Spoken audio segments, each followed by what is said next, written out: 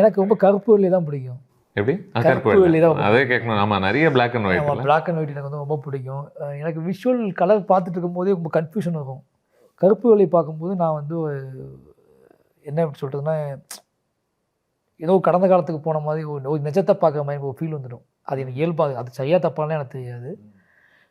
நான் நிறைய இடத்துல சொல்லியிருக்கேன். எனக்கு என்னோடய ஃபோட்டோஸ், வீட்டில் நான் பார்த்த விஷயங்கள் எல்லாத்துலேயுமே நான் வந்து அது ஊறி போயிட்டேன். சின்ன வயசுலேயே நமக்கு காட்டப்பட்ட விஷயங்கள்லாம் இருக்குல்ல, எது யோசித்தாலும் அப்படி தான் எனக்கு வரும். எனக்கு பிளாக் அண்ட் ஒயிட்டாக தான் வரும். இன்னும் சொல்ல போனால் எனக்கு ரொம்ப நாள் ஆசை, முழு நீள படம் பிளாக் அண்ட் ஒயிட்டில் எடுக்கணும் அப்படின்னு சொல்லி.